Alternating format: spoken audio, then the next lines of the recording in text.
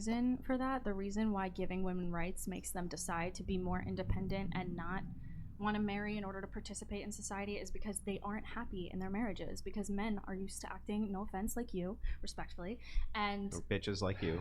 yeah, that's fair. Respectfully. You should have said that. And He just called you a bitch. no, that's fine, I don't care, I don't need to throw back, but just they act in ways where it's like the woman must submit, the woman must live for me, and unfortunately women are people too, for you, that's unfortunate, and we don't necessarily want to live just for a man. We want to live for ourselves as well, and if a man can't understand that, then we don't want to be married to them, and there are a lot of men who cannot understand that. So a lot of women no longer want to. Why should we try? Why should we waste our lives away for a man to just be like, good, stay at home, do this, let me not respect you, let me act like I'm doing you a favor. Hang on, that's not the right kind of man. You're not finding the right kind of man. But there's a lot of men like there that. are, so you got to seed them out. You got to look for the right kind of man, because I'm telling you, the man that I am married to loves and respects 100%. me, and I feel like I do think women put men down way too often. That's true. I think it goes both. That's true. That's true. So, And you know what's different is if a man puts a woman down, he's probably gonna lose his job. He's probably gonna get canceled. He's probably some kind of he's gonna be held accountable, whether it's right or not. Right? A man is always gonna at some point gonna face the backlash for putting a woman down, which is not right. Right? Nobody should put anyone down. But if a man does that, he will get some kind of backlash, whether it's being canceled, whether it's losing his job, something, right? But if a woman puts a man down, other women just keep saying, do you, queen, you're strong, you're independent, you don't even need him. You know, other women just praise her. So those are the double standards we need to check, because, and this is a conversation some people don't want to have, right? So it's okay to disagree on issues, but nobody should put anyone down. But if one side puts the other person down and then they're held accountable, but when the other side does it, you see how other women, especially on social media, big them up, keep going, he doesn't deserve you, you did right. And if a woman puts a man down, other women are like, he must have done something to make her do that, right? He must have done something wrong for her to respond and put him down. So it's crazy, but she's exactly right. Women put men down and nothing happens. Other women actually celebrate a woman who puts other men down. Yes, absolutely. It absolutely does. So moving back to this, let's test this and see if this is correct. You think that women are staying away from men and trying to go towards relationship because men are just big meanie heads? Yeah. Yeah. I mean, that's what you said, right? Yeah. No, I mean, if you want to make it sound stupid, go ahead. That's what I can said. you explain though why you think that? If women were happy in their marriages, then giving them the right to participate in society without marriage wouldn't have an impact on marriage. But it does, because they don't like it. They don't like being married. Because they're not being treated well in marriage, right? Oh. You have. What about the incentives that they have to get right divorced? Here, she's very happy in her marriage because her husband treats her nicely. What about the incentives they have to get each other. divorced, though? They have incentives to get divorced. Yeah, but if you actually like your partner, you're not going to want to get divorced, right? I'm sure if Kendall you have also incentives, has an incentive. No, Kendall is not going to divorce her husband just for the money. She likes her husband. Yeah, so what? Kendall's not. I think Andrew is right. She's not getting his point. She's not trying to understand where he's coming from, right? Let's say everything was switched, right? I'm a man. I get married to a woman. But I know at the back of my mind that the moment I decide to divorce my woman, my wife, I'll get to have the kids. And I'll get my wife to pay me child support. And on top of that, I'll get my wife to pay me alimony. That's spousal support for almost the rest of my life for some states, right?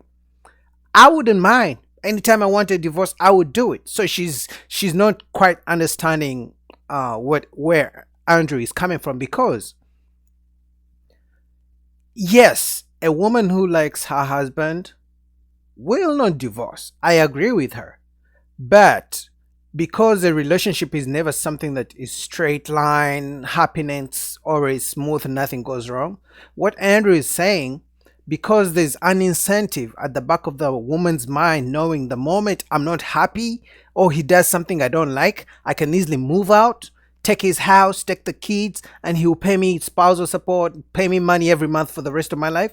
That's a good deal. Any man would take it if the roles were reversed and women were required to do that, right? Any man would take the deal. So what he's saying, sure, she may be happy with her husband right now, but at the back of her mind, she knows if anything goes wrong, I can easily divorce him and I'll get all the benefits. She doesn't seem to understand that. That's very simple to understand. Not every woman. When you talk about incentivizations, when you talk about incentivizations back the other direction, what you're saying is there's no possibility that there could be incentivizations the other direction, which could convince a woman to leave her husband. That's what you're saying. If she doesn't like him, yeah, there are a lot of incentives. But if he's treating her perfectly well and she is perfectly healthy as an individual as well, then there should be no problem. She would have no reason to leave. Okay. So hang on. Why would Kendall leave Got a it. perfectly I understand happy what you're marriage? saying. I just want to grant it. I want to make sure I'm not straw manning you, so I'm going to steel man it back to you. If a woman's happy in her marriage, even if there's incentives, she's going to stay. Or the problem is either that she's actually miserable because of the way he's treating her, or there's something wrong with her. Then the logical extension of this would be then that you actually believe that women are initiating most marriages because there's nothing wrong with them, but because it's men's fault. No, I think a lot of women get married too soon. So it's their fault? That's not true. I think women get married soon enough. It's both? Yeah. Then why, if it's both, then how come men aren't person? initiating those divorces as much as women? Good question. I mean, they do as well. They don't. They do sometimes. Sometimes, but why aren't they as much as For the men? record, wait, pause. Yeah, it's not true. It's the statistics show that women initiate divorce 70 to 80% of the time, and men do the other for the rest. But I think the difference is usually when the issues in relationships, the man is trying to work out the issues, whichever issue it might be, right? Yet when the issues in relationships, some women are usually just want to leave the relationship and move on to the next guy. Because as you know, women are always being hit on, right? Like on average, any woman can have like at least 2, 3, maybe even 5 guys trying to take her out, professing their love for the woman. So at any moment, a woman has at least 2, 3, 4 guys in her inbox trying to take her out, even if she's married, right? So for them, it's very easy to be like, you know what? My husband is not treating me well. He's not listening to me. But John right here, he's trying to take me out and take me on a vacation and take me on a trip and spend all this money on me. So I would rather go with John.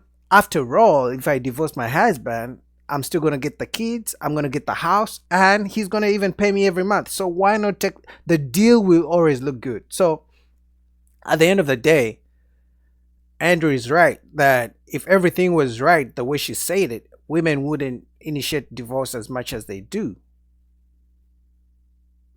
Okay, it makes for the sense record, for them not wait, to want to wait one initiate second. divorce. Well, please, wait one Because second. they actually do need Women that. really love to romanticize love. On the flip side, men are very logical thinkers and they're okay with going with the problems. When there's problem after problem, most times women are like, I'm out. Exactly, that's what I just said. Because of this, we want to get married because we want the big wedding. That's we want true. This idea of love instead of actually knowing what love is. So I think to go along, someone had said that people are getting. That's true. Some women want the wedding, but they don't want the marriage. And also, now we live in times where most of our parents are not together. So even the women or the men who want to get married have no idea how marriage works, the ups and downs. They don't have no one has those conversations with them. They just fall in love, and the next thing is let's get married, let's do a big wedding. Yet actually the real marriage begins as soon as the wedding and the celebrations are done. When everyone leaves your wedding party, and goes back home, that's when the real marriage begins. When now it's you and your wife, or you and your husband. That's when the real marriage begins. When the issues arise, that's when your faith and your real love, true love, is tested, because issues are going to come up. But if every time an issue comes up and you're like, let me move on to the next one, then you just wanted the wedding to impress other people because you made a big wedding, you're getting married, but you didn't want the marriage, right? This lady's exactly right. Getting married too young. I think someone said that. I think you said that, Lindsay. I said that. Oh, you said that. Or getting married too young. I think I have a lot of friends that are married, and in my opinion, I think they are too young. But I think that because I see all these people that get married young and then they get divorced, but it's because they haven't found themselves. So I think if we taught our children to learn exactly to be married, how to be themselves and how to actually find who they are inside, we could promote us actually getting married early. Well, then early I wonder if that's agree. true, if you can respond to this, if you think it's due to youth.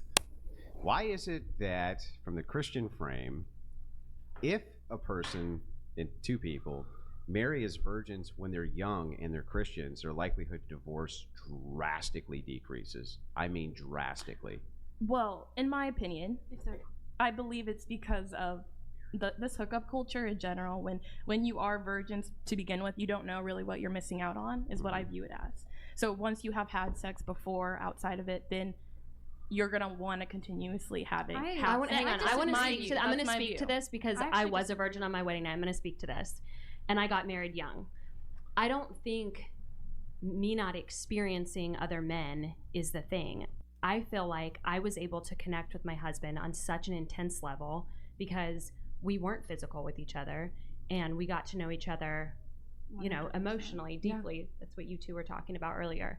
But I also think I wish that people got married younger, not necessarily sooner. Like, you're not dating for 2 weeks and you get engaged, but I wish people would get married younger because you grow together. Whereas opposed to these people that She's are right. older or getting married older, The you have all these standard's, separate 30. finances. Yeah. And like, she's exactly right, because I think if people get married younger, you guys get to build and see each other through the ups and downs, and through as you're growing both in age, but through your ambitions, through your goals, and holding each other down.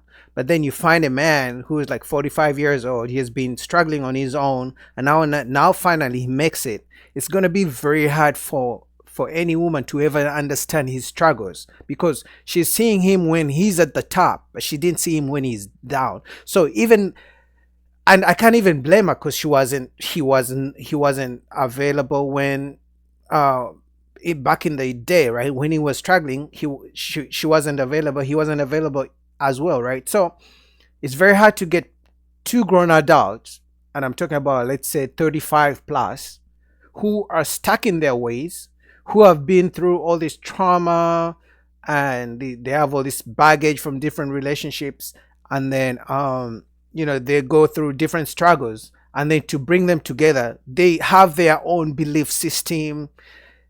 It's like they're going to always be on different. It's going to be very hard for them to come together and build something when they're already kind of established, right? So she's right. If people got together like back in the day, like our grandparents would meet each other like 21, maybe 18, 22, when they're kind of still relatively young, and then they would build together. That way, there's a foundation. They found themselves when they're both struggling, and then they build together. But you find if somebody has been building themselves, it's going to be very hard for them to accept and work well with someone they find when they're both already well into their adult life. It's going to be very tough for that relationship to work out at the end of the day.